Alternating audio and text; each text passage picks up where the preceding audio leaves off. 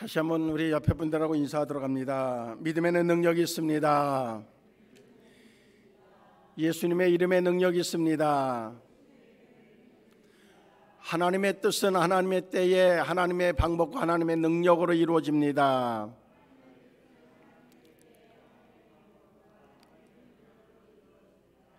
이 사실을 믿는 우리가 또한 이 사실에 믿는 믿음대로 우리의 삶에 놀라운 열매가 맺혀지는 복된 삶이 되기를 주의 이름으로 축복합니다. 지난 한 주간은 우리가 예정되어진 대로 캄보디아 단기 선교 2년차를 진행을 했습니다. 시작부터 상당히 우리에게 어려움이 닥쳐왔어요. 그 어려움이 뭔가 하면 비행기 티켓팅이나 숙소 티켓팅 그런 것들을 제가 이제 직접 하니까 다른 때도 이제 제가 직접 하고 그렇게 진행을 했었고 이번에도 역시 그렇게 했습니다. 그래서 티켓팅 하려고 카운터에 갔더니 첫 마디가 뭐냐면 못 갑니다 그래요. 왜 그러냐고 그랬더니 저하고 집사람하고 둘이 이름이 잘못 기재가 됐다는 거예요. 그 성을 쓰는 거기에다가 내 이름을 다 쓴 거예요. 그런데 4명 거는 또 제가 아주 정상적으로 한 거예요. 그래서 이게 방법이 없냐 그랬더니 여기서 보내드려도 캄보디아에 입국할 때에 리젝트 당한다는 거예요. 경유를 하니까 하노이에서 리젝트 당해서 돌아올 수밖에 없습니다. 안 됩니다 그래. 그러니까 선택하라는 거예요.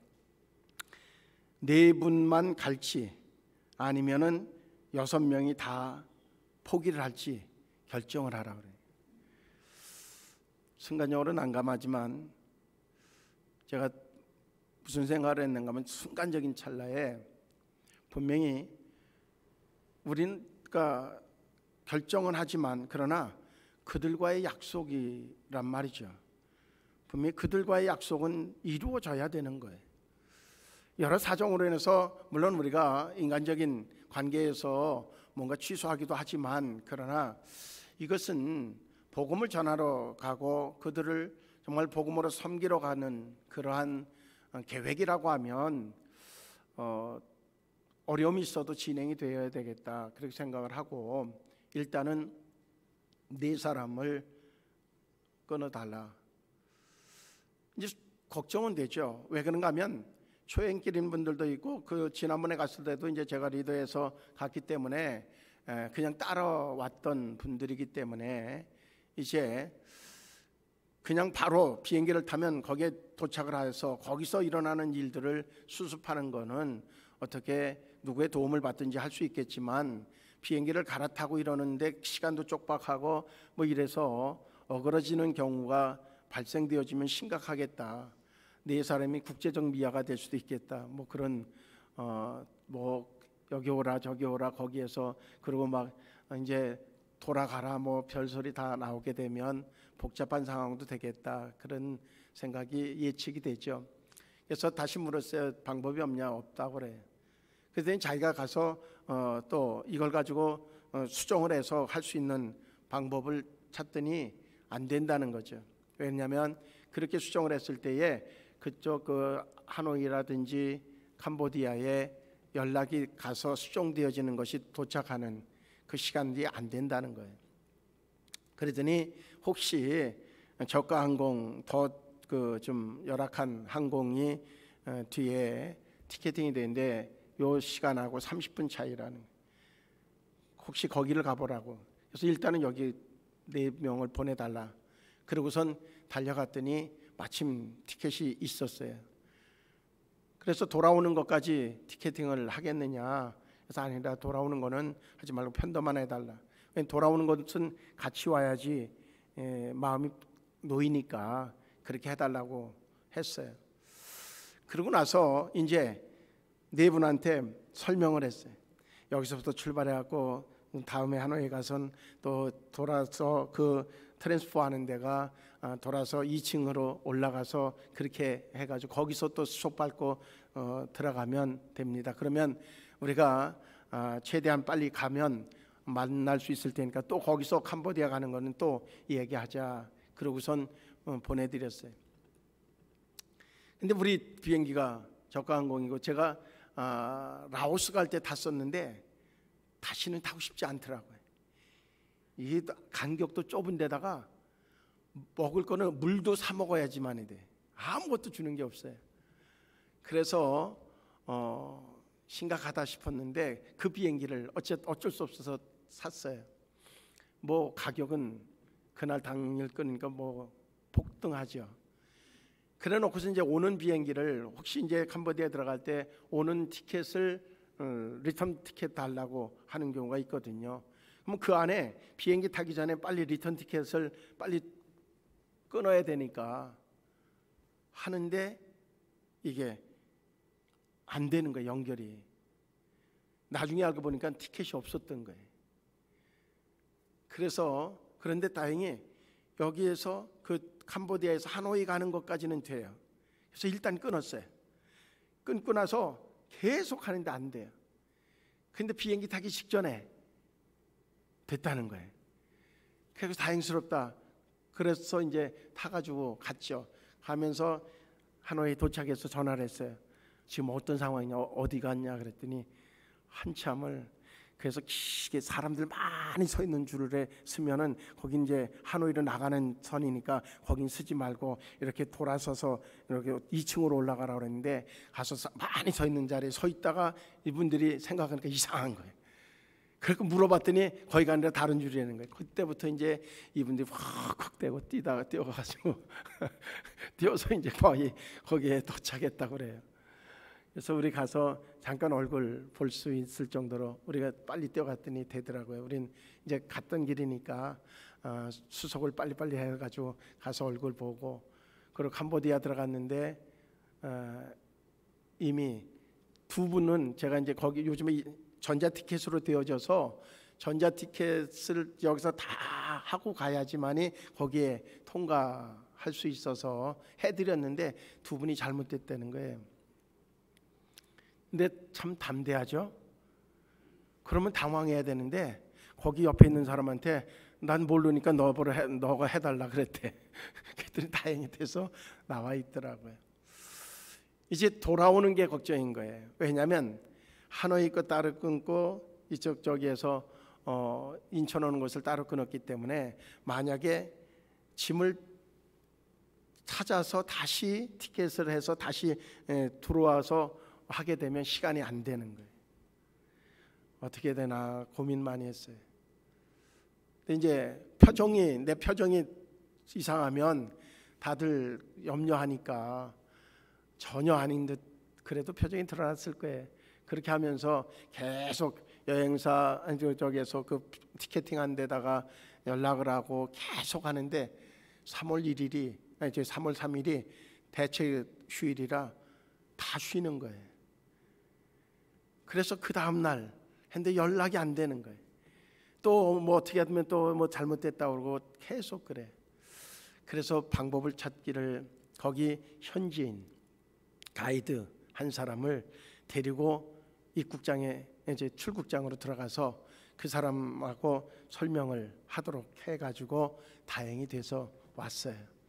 근데 거기에서의 2박 3일의 시간이죠. 뭐 3일 중에서 이틀의 시간은 너무 감사하게 은혜롭게 잘했어요. 정말로 6명이 이제 저는 뭐 설교하고 뭐 이러느라고 그렇게 직접 땀을 빼는 일은, 밖에서 빼는 일은 좀 덜했지만 그 사람들에게 밥을 특별하게 좀 메뉴를 그동안 먹어보지 못했던, 그런데 그들에겐 로망처럼 여겨지는, 언제 나도 좀 돈을 좀 벌어서 그걸 좀 먹어볼까. 근데 그게 다른 게 아니에요. 닭다리예요, 닭다리. 닭다리인데 그 구운 거를, 그 튀긴 거를 먹어보질 못한 거예요.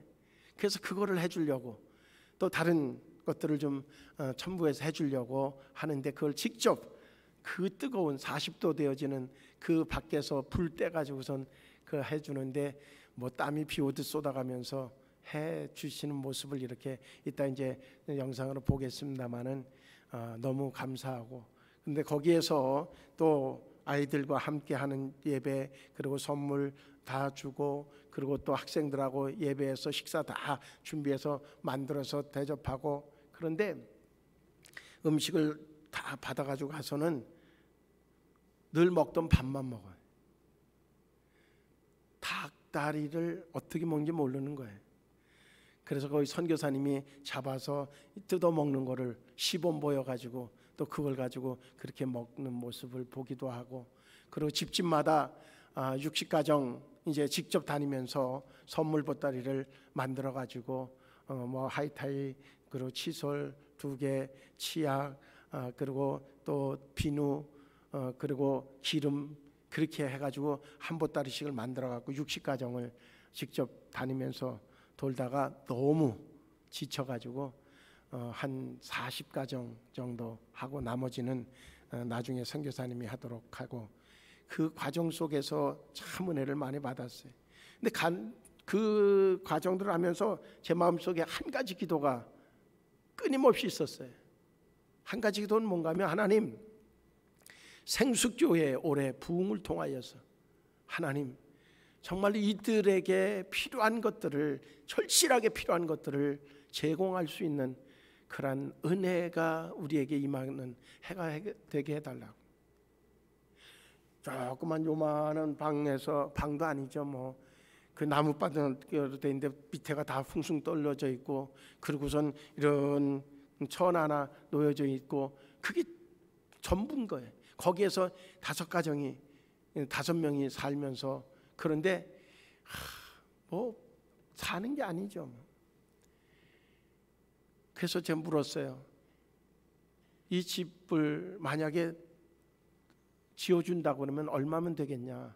저 사람들이 5명이 살 수 있는, 그냥 기본적으로 살 수 있는 집을 짓는데, 그랬더니 아주 간편하게 하면 300만 원, 우리나라 돈으로 400만 원이면 그래도 생활할 수 있는 공간으로 좀 깔끔하게 해줄 수 있다는 거예요.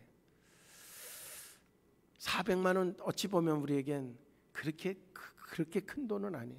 크다고 하면 클 수 있지만은, 근데 그것을 선뜻 그러냐고. 다른 그냥 정말로 예배에 빠지지 않고, 이렇게 보니까 얼굴이 참 인자해. 저기에서 나이가 한 30대 뭐 초반이나 됐을까, 그런 부부들인데 그 자리에서 그러냐고. 내일부터 공사하라고, 우리가 주겠다고.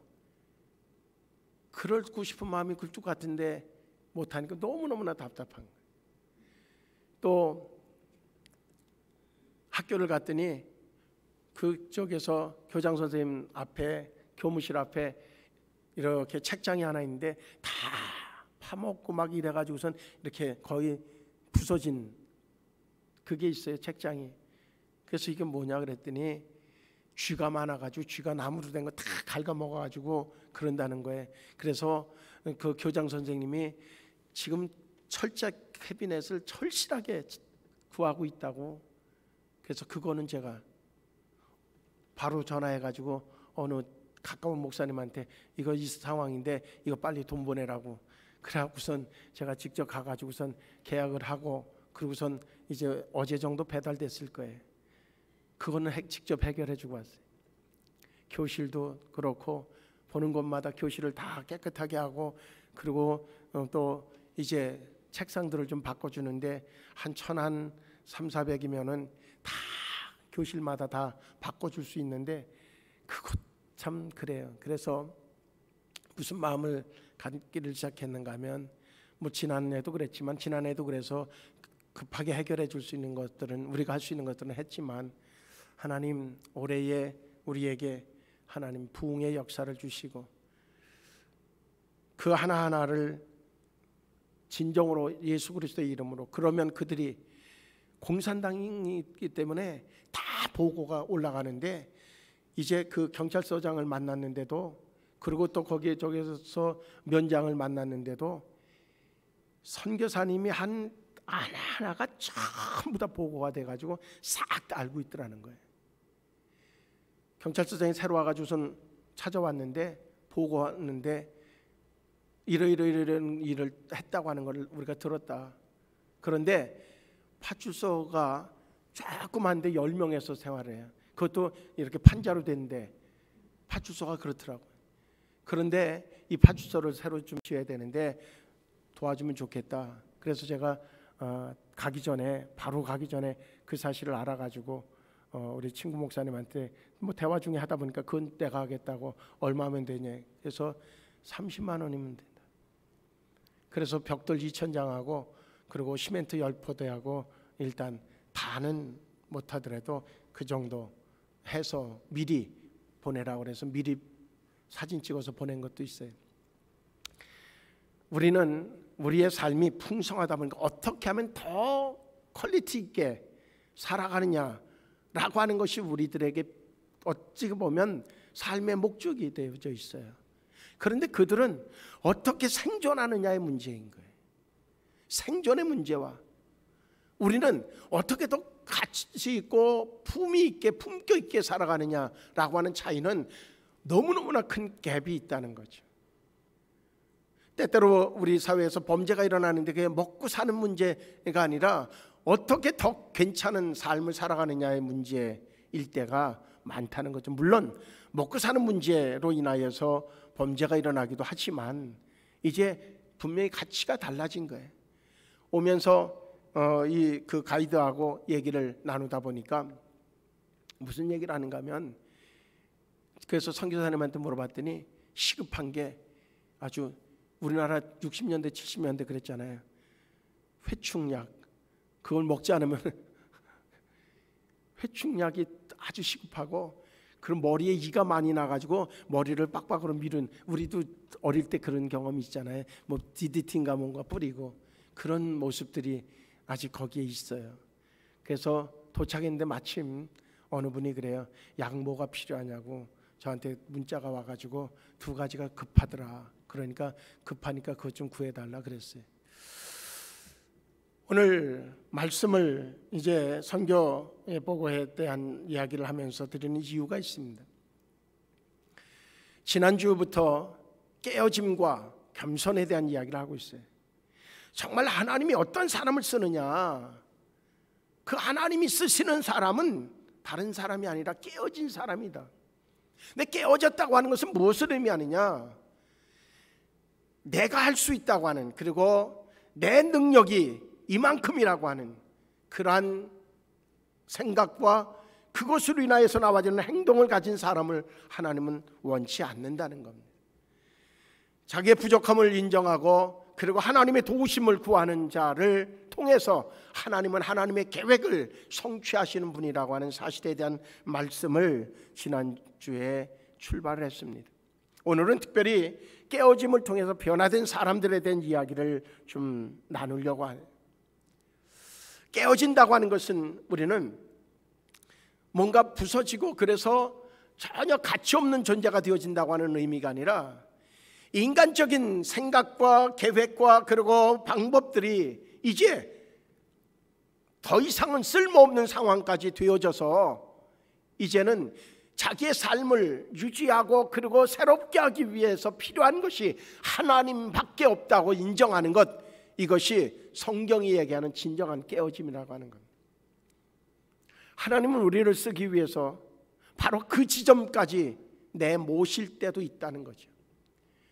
깨어짐에는 2가지의 방법이 있어요. 하나는 점차적으로 뭔가 말씀을 읽고 그리고 예배를 통해서 그리고 또한 기도하면서 자기 생각을 조금씩 변화되어져서 하나님의 마음을 닮아가는 하나님의 계획에 자기도 역시 삶의 목적이 그렇게 되어지는 점진적인 방법이 있어요.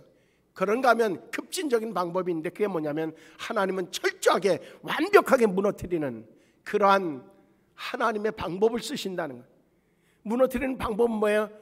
물질이 최고로 여겼는데 물질이 완전히 바닥이 난 정도가 아니라 이제 더 이상 어떻게 내가 갚을 수 없을 만큼 상황으로 이제 떨어지게도 만들고, 그리고 건강이 정말 그 사람에게 의지하는 힘이 되어졌던 사람에게 하나님이 질병의 고통을 통해서 이제는 더 이상 방법이 없도록 만드시는 방법을 통해서 하나님 앞에 돌아오도록 하는 방법을 쓰시기도 한다는 거죠. 어떤 방법으로든지 하나님은 하나님의 계획되어진 그 계획을 성취하는 자로 만드시기 위해서 우리에게 깨어짐이라고 하는 과정을 필요로 하고 계신다고 하는 사실이에요. 그래서 오늘 본문의 말씀을 다시 한번 읽어드리면 바울의 고백 속에 이런 고백을 합니다. 고난받기 전에는 내가 잘못된 길로 갔으나 이제는 고난받고 난 이후에 이제는 주의 말씀에 순종합니다 라고 하는 고백입니다. 고난이라고 하는 것을 통해서 자기 의가 깨졌다는 거죠. 고난이라고 하는 것을 통해서 자기를 의지하고 사람을 의지하고 세상의 권력을 의지하던 것들을 온전히 하나님을 의지하는 쪽으로 바뀌었다는 거예요. 그래서 하나님의 말씀 앞에 순종하는 자가 되어졌다고 하는 고백이 오늘 바울의 고백인 줄로 믿습니다. 그래서 우리가 고난과 고통 속에 직면했을 때에 하나님은 분명히 우리를 향한 훌륭한 계획을 가지고 있다고 하는 사실을 우리가 깨달아야 될 줄로 분명히 믿습니다.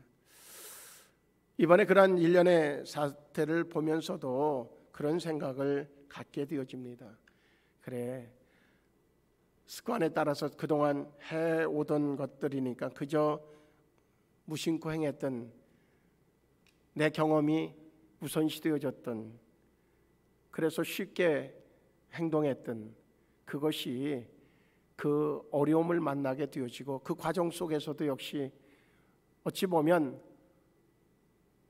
마귀는 포기하게 하고 그리고 그것을 통해서 오히려 분란이 일어나고 뭔가, 그리고 또한 선교지에는 정말 서로 불신의 모습이 생길 수 있도록 유도하려고 했을지 몰라도 분명한 것은 가장 본질이 무엇인지, 그리고 그 상황에서 하나님의 영광을 드러내는 일이오니 하나님의 뜻대로 하나님의 계획하신 대로 성취되어질 수 있도록 하나님 길을 찾게 해달라고, 하나님 방법을 찾게 해달라고, 하나님이 또한 준비된 자를 통하여서 하나님의 계획을 이뤄낼 수 있는 길을 열어달라고 기도할 수밖에 없었고, 그 기도한 대로 이제 과정들마다 기도가 연결되어질 수밖에 없는 상황, 그런데 그 기도대로 정말로 은혜만 받고 돌아올 수 있도록 인도하신 하나님의 은혜가 있었다고 하는 사실입니다. 우리는 때때로 습관적인 것들이 자기 의에 빠지게 만들기도 합니다. 이 정도면 나도 괜찮다고 생각할 수 있도록 만들기도 합니다. 그것이 잘못된 것은 아닙니다. 그런데 중요한 것은 그것만 보여지는 것은 잘못되어진 것이라고 하는 것. 분명한 건 하나님의 인도하심이 없이 우리는 내 능력 가지고 살아가는 것이 때로는 잘 될 수 있지만, 그러나 잘 되는 것이 아니라고 하는 사실도 우리는 알아야 된다고 하는 겁니다. 이사야서 43장 2절로 4절의 말씀을 보면 이런 말씀이 있습니다. 네가 물 가운데로 지날 때에 내가 함께할 것이라.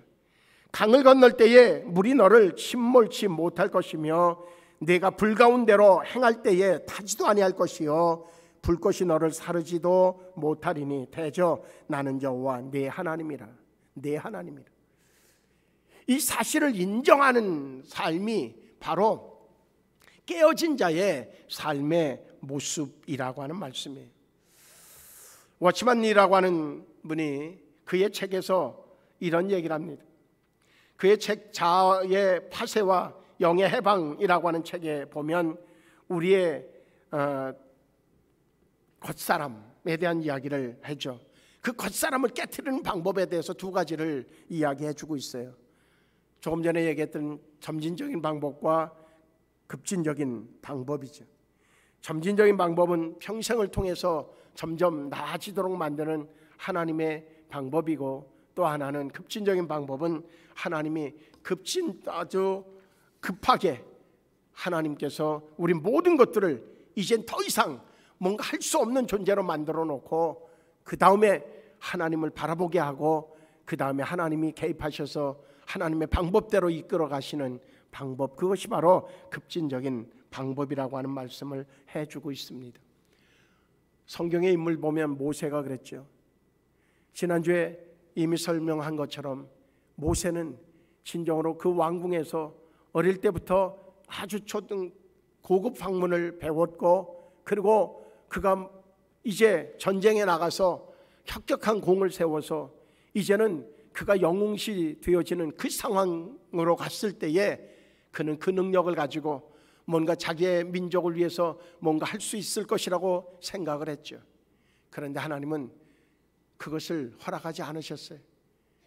그에게 하나님은 이제 그 모든 것들을 다 내려놓을 수밖에 없는 그러한 위기를 주셨는데, 그것이 바로 사람을 죽이는 사건이었습니다.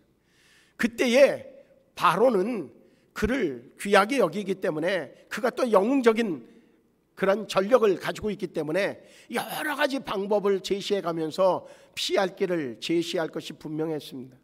그런데 그 모세는 그것을 받아들이지 않고 육신의 안락함을 이제 선택하지 않고 하나님이 원하시는 대로 광야에서 40년이나 되는 시간 동안 그는 훈련을 받았다고 하는 겁니다. 철저하게 내려놓는, 호화스러운 음식을 대했던 그가 이제 뭔가 나무 열매를 캐서 아니면 땅을 파서 먹을 수밖에 없는 음식으로 대체하고, 그리고 옷도 역시 패션 뭔가 메이커를 찾았던 그가 이제는 아무거나도 몸을 거칠 수 있는 것이면은 그것으로 만족하게 여길 수 있는 그런 모습으로 바뀌어졌고, 그가 지금까지 생각했던 것은 내가 이렇게 하면은 사람들이 나를 이렇게 알아주겠지라고 하는 생각이 아니라, 이제 내가 하나님의 영광을 위해서 쓰임받는 그것이, 그 삶을 위해서 내 목숨이라도 내놓을 수 있다고 하면 그 자체가 나에게 행복이라고 생각하는 생각의 변화가 일어나게 되어졌어요. 그럴 때 하나님은 그를 이스라엘의 리더자로, 출애굽의 주인공으로 세우시고 사용하셨다고 하는 겁니다. 베드로도 역시 마찬가지입니다. 그는 예수님을 따라다니면서 많은 것들을 봤어요. 그러면서 생각한 게 뭐냐면, 저분을 따라가면 나에게 어려움이 없고, 그리고 내 삶에 정말 좋은 일이 올 것이라고 하는 예측을 하고, 그는 예수님을 열심히 따릅니다. 앞장서서 따릅니다. 그러면서 그는 어떤 상황이라도 나는 예수님을 떠나지 않을 것입니다 고백하고, 그리고 성질이 급한 대로 그는 매사에 앞장서기를 좋아합니다. 그런데 예수님이 그에게 이렇게 얘기합니다. 내가 닭이 울기 전에 나를 3번 부인할 것이라고. 그런 일 없습니다. 그런데 정작 예수님이 잡혀가시고, 그리고선 군사들이 이제 아주 엄하게 하는 그 모습 앞에 두려운 마음이 찾아오게 되어지고, 그랬을 때에 그는 어때요? 정말 예수님이 말씀하신 대로 너도 저 예수를 따라다니는 자 아니냐, 넌 제자가 아니냐, 무릎 앞에서 그는 철저하게 예수님을 부인하는 그런 엄청난 사건을 저지르게 되어집니다. 그때서야 비로소 예수님이 말씀하신 말씀이 기억나게 되어지고, 그는 엉엉 울어봤지만 이미 그는 예수님을 3번이나 부인한 이후의 모습이란 말이죠. 그때 그가 깨달은 것이 뭐겠어요? 내가 이 정도뿐이 안 되는 거구나. 결국은 하나님의 도우심 없이는 내가 예수님을 따라다니는 것조차도, 예수님이 나의 구세주라고 하는 사실을, 나의 주인이라고 하는 사실을 인정하는 것조차도 나는 할 수 없는 존재구나 라고 하는 것을 깨닫게 되어지고, 그때서야 비로소 하나님을 전적으로 의지하는 자가 되어집니다. 그러고 났더니 성령이 그들에게 임해서 그 이후로 그가 담대하게 복음을 전할 때마다 회개하는 사람들이 생겨지고, 예수를 믿겠다고 나오는 사람들이 하루에도 3,000명이나 회개하는 무리들이 이루어지는 것을 경험하는 사람이 되어줄 수 있었습니다. 이전에 베드로로는 도저히 상상할 수 없는 상황이 벌어집니다. 야곱도 역시 마찬가지입니다. 그는 권모술수에 능하고 사람을 속여서 마음을 순간적으로 빼앗아서 자기 이득을 취하는 데에 아주 빨랐던 사람, 그가 바로 야곱이었습니다. 그렇게 해서 수많은 재산을 모으는 일이 삼촌 라반의 집에 갔을 때 있지만, 다시 고향으로 돌아올 때 들려오는 소식은 그의 형 에서가 이제 야곱을 죽이기 위해서 군졸 400명을 데리고 온다고 하는 그 소식을 접했을 때에 그는 인간적으로 아무리 계획을 세워도 되는 계획이 없는 거예요. 사람의 생각으로 다 대처해놨지만 그러나 그의 마음속에 찾아오는 불안한 마음은 어떻게 헤아릴 수가 없는 거예요. 그때서 비로소 그는 하나님 앞에 기도하기 시작합니다. 그때서 비로소 기도해. 그 기도 가운데 만나주신 하나님, 그 하나님이 야곱을 다시 들어 쓰실 때에 에서가 그를 보고선 죽이려고 왔다가 오히려 그의 마음을 하나님이 만져주시니까 얼싸안고 서로 형제의 우애를 나누는 그러한 상황으로 바뀌어졌다고 하는 사실이에요. 그들의 모습을 볼 때에 이제 하나님은 우리 한 사람 한 사람에 대한 계획이 있어요. 그 한 사람 한 사람의 계획을 가지고 그런데 쓰시려고 하면 그냥은 못 쓰신다는 거죠. 우리 한 사람 한 사람이 정말 하나님에게 마음이 가 있고 하나님 아니면 안 되고 그분이 나의 삶의 주인이고 그리고 그분이 기뻐하는 일이 나의 기쁨이 되어지는 상황으로 내 마음이 바뀌어지고 내 생각이 바뀌어지고 내 언어가 바뀌어지고 내 삶의 목적이 달라질 때에 하나님은 우리를 통해서 일하신다고 하는 사실을 분명하게 기억해야 될 줄로 믿습니다. 근데 때때로 어때요? 하나님이 쓰시는 방법은 어떻게 보면 잔인할 정도로, 하박국서를 보면 하박국이요 하나님의 마음을 이해하면서도요 하나님이 이방 민족을 통해서 자기의 민족을 막 두드러 패는 그 상황을 이해하지 못하는 거예요. 하나님 꼭 이렇게 해야 되십니까? 하나님 저들은 이방 민족 아닙니까? 이방 민족한테 우리 하나님의 백성들이 이렇게 당하는 것은 하나님 정말로 부끄러운 일 아닙니까? 근데 왜 이렇게 하십니까? 하나님 왜 구경만 하십니까? 막 하박국이 아주 하나님 앞에 도전적인 질문들을 던지고 있죠. 그런데 그럼 하나님이 그렇게 잔인한 분인가? 하나님이 판단하시는 것은 그렇게 하지 않으면 자기를 의지하고 세상을 의지하고 물질을 의지하고 자기 의에 빠지고 자기 그러니까 저기서 그냥 즐길 수 있는 일에 빠져 있는 그 상황에서 건져낼 수 있는 방법이 없다고 판단하시기 때문에 하나님은 철저하게 깨트리는 거예요. 늘 말씀드립니다. 우리는요 아이들도 그래요. 맞아야만이 하는 애가 있어요. 그런가 하면 맞기 전부터 잘하는 아이가 있어요. 우리는 어느 쪽인지 선택해야 될 것입니다. 이제는 오직 하나님만을 의지하는 자 되어야 됩니다. 역사적인 인물들 속에서 마르틴 루터는 종교개혁을 이루었던 사람이지만 그는요 대단한 지식을 가지고 있었던 사람입니다. 신학자였습니다. 그런데 그가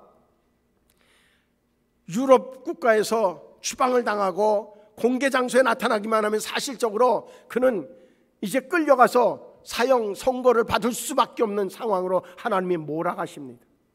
그래서 바르트부르크라고 하는 성에 이제 1년 동안 거기에 숨어 지내는데 거기에서 그는 하나님을 만나게 되어집니다. 신학자였는데 무슨 하나님을 만났다는 얘기가 뭔가? 그는 지식으로 만난 하나님은 능력이 될 수가 없습니다. 그는 철저하게 더 이상은 어떤 방법이 없이 붙잡히면 사형 선고를 받을 수밖에 없는 상황에 처하게 되어진 그가 할 수 있는 것은 오직 하나님만 바라보게 되어집니다. 그때 하나님은 그를 세워서 종교개혁의 주인공으로 삼으셨어요. 존 웨슬레도 마찬가지입니다. 감리교회를 창시한 그도 역시 대단한 지식이 있는 사람이었습니다. 그의 동생은 음악적인 소질이 있어서 찬송가를 아주 수없이 많은 찬송가를 썼던 사람입니다. 그는 자신만만하게 미국 인디언 선교사로 자원하고 선교 활동을 합니다. 그런데 하는 것마다 실패, 되는 일이 없어요. 그래서 1735년에 조지아를 떠나서 이제 사람들이 그에 대해서 오히려 품어주는 것이 아니라 반감을 사는 그 상황을 이제 더 이상 견딜 수 없어서 떠나와서 이제 다시 영국으로 돌아옵니다. 그러다 1738년대 올더스케이스라고 하는 그곳에서 기도원에서 이제 예배드리는 그 자리에 들어갔다가 그의 마음속에 놀라운 변화를 경험하게 되어집니다. 그는 그때의 마음을 이렇게 일기에 기록하고 있습니다. 이상하게도 뜨거워지는 그런 느낌을 받을 수 있었다는, 평범하게 드려지는 그 예배 현장에 들어가는 순간 그의 심령이 뜨거워졌고, 그는 하염없이 어디서부터 나오는 눈물인지 모르지만 눈물이 쏟아져 나오기 시작하고, 그러면서 정말 하나님만 바라볼 수밖에 없는 그러한 처지로 바뀌어지고, 그 결과로 그는 회심의 은혜를 경험하게 되어집니다. 그 이후로 놀라운 부흥의 역사를 이루고 감리교회를 창시하는 창시자가 되어지는 은혜를 얻게 되어졌어요. 허드슨 테일러라고 하는 중국의 선교사도 역시 마찬가지입니다. 그도 역시 여러 가지 언어로 성경을 해석할 수 있을 정도로 수준 있는 사람입니다. 그 정도면 어디 가든지 자신 있게 복음을 전할 때 사람들이 몰려올 것이라고 하는 생각을 갖기도 했죠. 그런데 그에게 결정적인 하나님의 깨트리심이 일어납니다. 그 깨트리심이 바로 질병으로부터의 고통이었습니다. 그 순간 그는 5년 동안 은둔 생활을 해가면서 하나님 앞에 철저하게 정말로 기도하고, 그리고 능력을 받고 변화되어진 이후에 그는 수많은 역사를 이루는 주인공이 되어진 것을 볼 수 있습니다. 아무쪼록 우리 생수성도들, 저와 우리 모두도 역시 때때로 조금만 뭔가 상황이 괜찮아지면 하염없이 목이 곧아지고, 그리고 말이 세지고, 그리고 또 정말로 자기 의에 빠지기 쉬운 존재가 우리들입니다. 그런데 하나님이 좋아하시지 않습니다. 하나님이 원치 않습니다. 또 한 가지 분명한 것이 있습니다. 주의 일을 한다 할지라도 인간의 방법으로 하려고 하면 하나님이 기뻐하지 않습니다. 물질을 의지하면 물질의 손해를 보고 물질의 위기를 만나게 하고, 그리고 하나님을 의지할 수밖에 없도록 만드실 것입니다. 사람을 의지하면 사람으로부터 배신감을 경험하게 해서라도 하나님만 바라보게 할 것입니다. 저와 우리 모두는 하나님을 신뢰하는 자들이 되어주시길 바랍니다. 물질이 필요합니다. 그런데 목적이 달라야 합니다. 내가 좋은 메이커에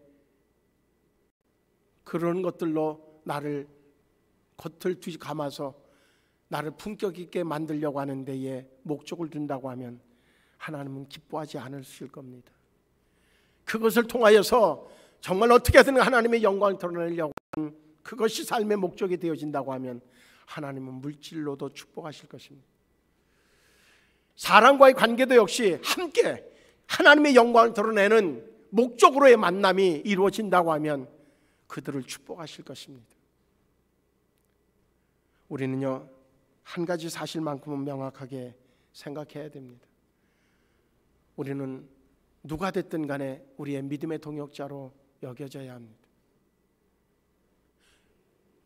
우리 생수성도들은 주변에 있는 누가 됐든 간에 그 사람을 이용해서 나의 유익을 취하려고 하는 목적으로 만남은 갖지 말으시기 바랍니다.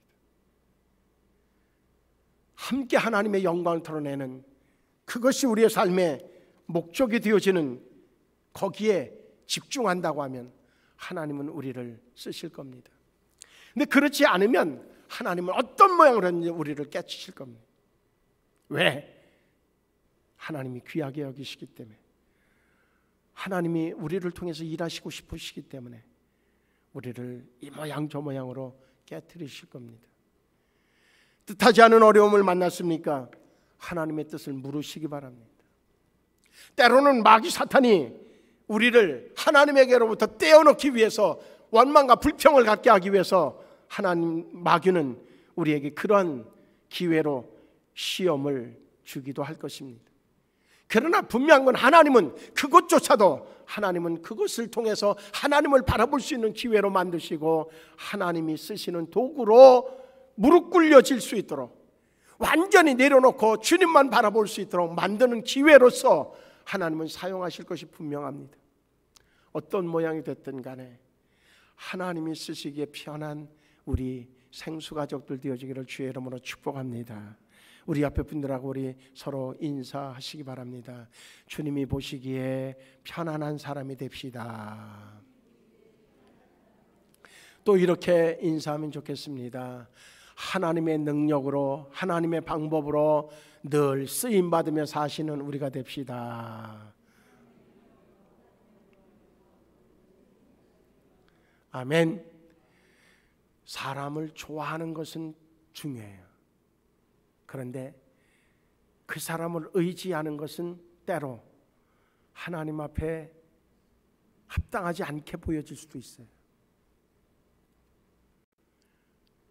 나쁜 관계를 가지라는 얘기 아니라 좋은 관계를 갖되 중요한 것은 정말 하나님이 합당하게 보실 수 있는 관계, 그것도 역시 우리에게 깨어짐에 필요한 요소들이라고 하는 것을 우리는 다시 한번 생각하면서 나는 과연 하나님이 어떠한 모습으로 나를 보고 계실까? 내가 정말로 지금이라도 하나님이 쓰신다고 할 때, 하나님이 놀랍게 하나님이 기적의 주인공으로 쓰신다고 할 때에 나는 합당한 모습으로 나는 내 마음에 주님이 거하시고 계신가?